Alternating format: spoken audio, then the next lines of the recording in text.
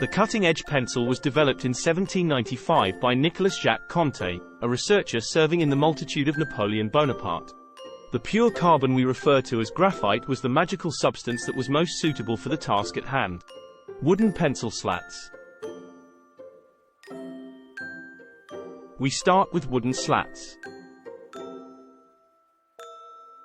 These arrive in our factory in stacks upon stacks. Wooden slats get grooves. Each individual slat goes through a machine called the groover machine, not to be confused with someone who can't stop dancing, that cuts, you guessed it, grooves into the surface of the wood. This preps the wood for graphite. Graphite laid into grooves. Next we lay the graphite cores of the pencils into the snug grooves on the slat. Each gets a thin layer of glue, and one by one, graphite cores are laid into the grooves that were earlier cut into our pencil slats.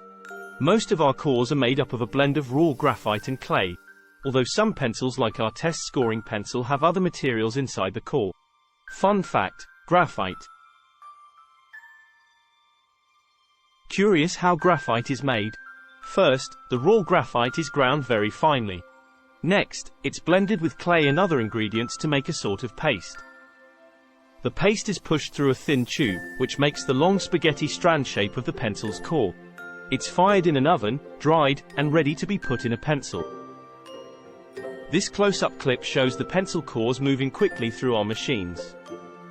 Pencil slats become wood-cased. Next, the graphite is sandwiched together with another slat. While it'd be impossible to write with it at this point, you are seeing the very first step of an officially wood-cased pencil. Pencils clamped overnight. The freshly glued slats are clamped together and left overnight to dry, ensuring everything is stuck tightly together. Wood-cased slats cut into pencils. Since they're still slat sandwiches, our next stop is shaping the slats into pencils. Slats are laid into a cutting machine that divides each one evenly. Now they're looking like a number 2. Fun fact: pencil shapes. The body of a pencil is called a barrel.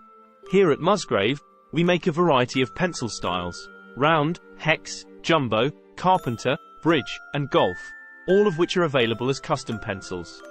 These standard pencils are moving down our conveyor belt, ready for a coat of paint. Raw pencils are painted. After cutting, it's time to give them a coat of paint. Everyone loves a classic yellow pencil, but we have virtually endless options for pencil colors in our factory for custom pencil orders because we can mix our paint to an exact Pantone match. Depending on the style of pencil, they'll get between 4 and 10 coats of paint. Pencils get printed. Now that they're painted, it's time to give our pencils some flair. From here they will head to one of our many printing methods. Some will get hot foil lettering imprinted on the side, others will get digital printing, a full foil wrap around the barrel, or screen printed. As a pencil factory, we can accommodate the production of nearly any kind of custom pencil order. Pencils tipped with a razor and ferrule. Once the pencils are painted, printed, or wrapped in the customer's style, they are tipped, which means they get a ferrule and a razor, unless, of course, customers order them without. In a quick, 4-step process, the pencil's ends are primed, set with a ferrule, then a razor, then clamped together. Fun fact: golf pencils. During the tipping process, our golf pencils have an especially funky step. They get an eraser and ferrule on both ends, prior to being cut in half to make them pocket-sized. Pencils are sharpened. Some of our pencils get a further step: sharpening. We use a belt sander to grind down the tip of the pencil into a nice fine point.